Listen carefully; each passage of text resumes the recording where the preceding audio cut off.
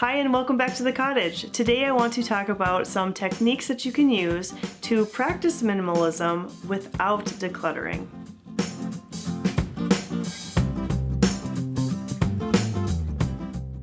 If this new year has you putting a bigger focus on getting your home in line, living a more simple life, and you've considered being more minimalist in your lifestyle, but yet you're not quite ready to commit to the process of going through and decluttering your belongings, then this video will be perfect for you. The reason that so many minimalist YouTube channels, my own included, talk a lot about decluttering is because we recognize how important it is to have a low inventory level that is manageable in our homes. That is key to success. But is decluttering the only thing that minimalism is about? Of course not. And so today I want to talk about some different techniques that you can use to test out minimalism, the minimalist lifestyle, without decluttering. Technique number one is to become a more thoughtful shopper. One of the best ways that we can eliminate excess clutter in our homes is to not bring any extra in the first place. If we feel like we already have excess or enough of something, then try to resist the urge to bring in even more. And if you're trying to resist anything really, the best way to do that is just to avoid that activity altogether. And so if you don't want to do extra shopping, then staying out of the stores is going to be your ticket to success. Of course, we can't eliminate shopping altogether. There are some purchases that we need to make: food, clothing, basic necessities for life. We're not going for restriction here. We're looking at thoughtfulness. So there are a few ways to be thoughtful when shopping. The first is pretty obvious, and that is to make a shopping list. Before you even enter the store physically, have a game plan in place, a list of items that you're going to be on the hunt for, and only allow those items into your cart. It's also important to note that we live in a very unique time period in terms of having access to items without even stepping foot into a shop. We have an entire catalog online that we can literally shop day or night. It's right at our fingertips, and so it's a very big temptation. You need to have very strong willpower to be a thoughtful shopper in this regard. And so one technique that I would recommend using is to go through and look for the items that you need and then put them in your shopping cart and hold them there for a day or two to give you more time to think about them, to really evaluate if it's something you want to bring into your home or not. That can make online shopping actually a really good tool because it gives you that time. Technique number two is to find a place for everything. If you want to simplify your home, a great place to start is to find a dedicated spot for things to live. This is easier said than done if you have excess because, quite frankly, those things just won't fit. And so for this test of minimalism, I suggest starting very small, either a drawer, a cabinet, or maybe an entertainment center, for example. And what you're going to want to do is to empty that space out completely. Clean out everything, wipe it down, and then take a look at the space that you have to work with and really decide what you want to house there. The things that you took out may not be going back in.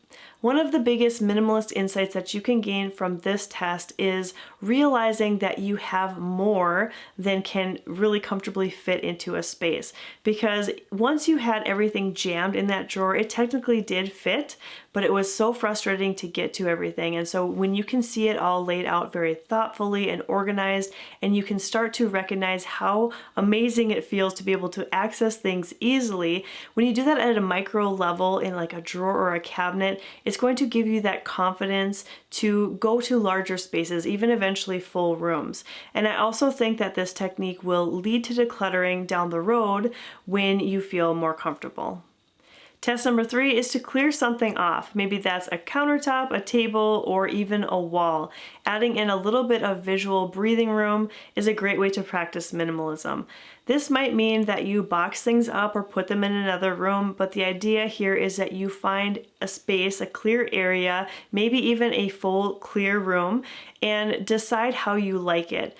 Recognize that you can always add things back in, but seeing it first from this base zero, this completely clear, area is helping you recognize too how much space you actually have.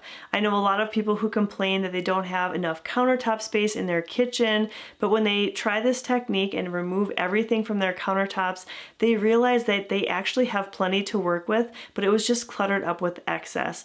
And the reason why they justified having these things sitting on their counters, the coffee pot, the toaster, for example, was because they use them, on a fairly regular basis, so they thought they might as well keep them out.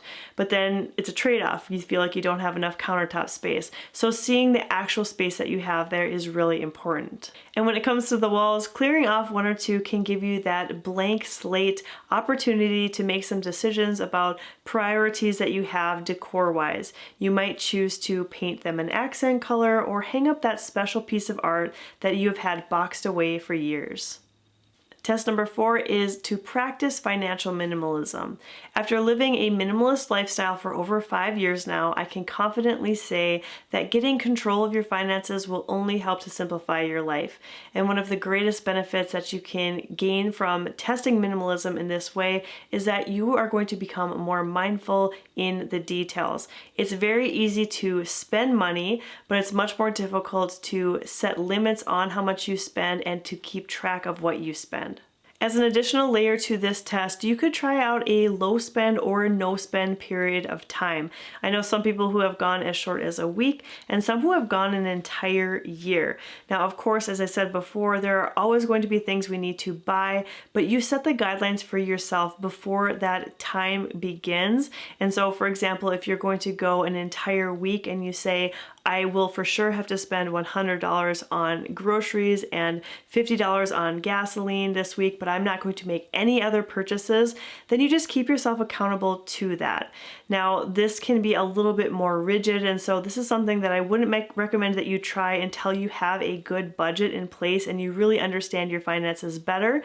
But this is a really good way for you to recognize the relationship that we have between our money and our things. Practicing financial minimalism will really help to drive home the point that we all have a finite amount of money to work with. And in parallel, we also have a finite amount of space in our homes. And so learning how to use these resources, both our money and our space, well and to their highest potential is a keystone to the minimalist lifestyle. The 5th way that you can practice minimalism without decluttering is to develop some minimalist homemaking habits.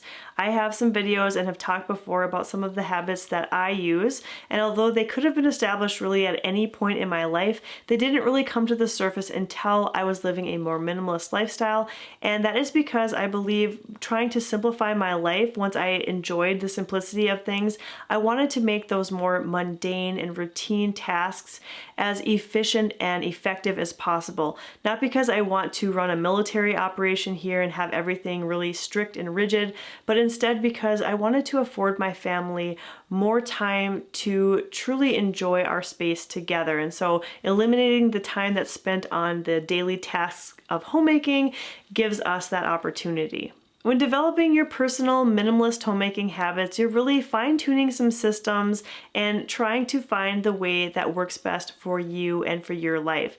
So laundry is a big one when it comes to homemaking. We all have laundry that needs to get done. I know some people who find that doing one load every single day of the week is most efficient for them. They wash, dry, fold, put away every single day of the week. And then other people like myself have found that doing laundry one day a week is the best option. And you wouldn't know which is the one that would work best for you unless you try some things out and tweak the system until it works perfectly.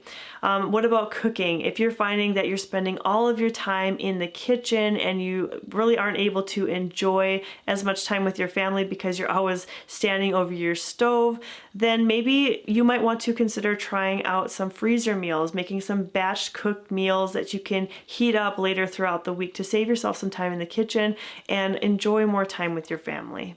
Test number 6 is to give your calendar a cleanup. Though not physical, objects, the things that we put on our calendars, can really clutter up our lives quite a bit. So take a look at the next month that you have planned out and see if there is time for some spontaneous or enjoyable moments, unplanned moments in there, such as reading a book, going for a walk or taking a bath, or even sitting down with your family to play a board game. And if the answer is no, it's probably time to do some reevaluating and eliminate some of those commitments from your calendar to make way for those enjoyable and more spontaneous moments in your life. Because the truth is, we should not have every single second of our lives planned. We can get overwhelmed by that very easily, especially parents that have kids who are at home, school-age kids. There is something for them like every single night of the week. If they wanted to be in a club after school or sports or extracurricular activities, they could have something going all the time. And even though it may seem that they are excited to do these things, they may also be very overwhelmed by them, but just not have the words to really tell that to you or express that to you. And so as part of this process, I would recommend sitting down with your entire family and talking about some of the priorities that you want to make on your schedule, and then decide, you can say no to some things. Maybe you are going to decommit to something that you had previously to make way for these extra moments. And that is a good thing to do. This particular test is going to be a great way for you to really stay present in the moment and enjoy the life as it is, as it comes, instead of always worrying about the next thing that is coming up on the calendar. And the seventh example of how you can practice minimalism without decluttering is to box things up.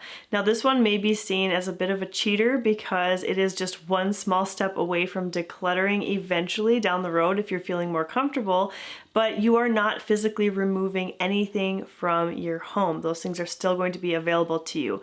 And this is commonly called the time will tell bin or a quarantine bin. And the idea here is to box up the excess. So back when you were going through and trying to find a home for everything, a place for everything to live within your home, the stuff that didn't find a place, that is what I would consider excess. And those are the things that should go into these boxes. Now, you can have as many boxes as you want, but I would recommend labeling them with a date and also the contents of the box, maybe general categories, because you are going to set them aside for a period of time. I recommend anywhere from 1 month to a maximum of 1 full year. And this just allows you to kind of ease your mind. A lot of times we'll have the worry of getting rid of something because we may need it in the future, and we're worried that if we declutter it, we're just going to have to go and buy it again. And so this way, these things are right there for you. You can go dig in that box and retrieve that item if you truly do need it. What I have found personally and from other people that I've talked to in the comment section is when they practice this, when they try this technique, it's very rare that you get anything out of the boxes. And so that is pretty eye-opening, I think, to show that that was truly excess. And if you do try out this technique, it is very convenient because everything is already boxed up and ready to donate when you feel comfortable to do so. And I would again encourage you to not even look inside of these boxes, just bring them straight to the donation center and walk away. And as a quick recap, because I know that many of you appreciate seeing all of these ideas that I mentioned in these videos all in one place, here are 7 ways that you can practice minimalism without decluttering. Number 1, become a more thoughtful shopper. 2, find a place for everything. 3, clear something off. Number 4, practice financial minimalism. Number 5, develop a minimalist homemaking habit. Number 6, give your calendar a cleanup. And number 7, box up the excess. There is a good deal of variety within all of these different tests, and I think that each one really focuses on a different aspect of what it means to live a minimalist life. So I would encourage you to try not only one, but possibly all 7 of them to get a clear picture if living a minimalist lifestyle would be a good fit for you. And if it is, and you're ready to move forward, then decluttering would be the next logical step to take, and I have plenty of videos on that topic as well. I will leave my favorites linked down below. Thank you so much for watching today's video, and I hope that you'll stop by the cottage again really soon.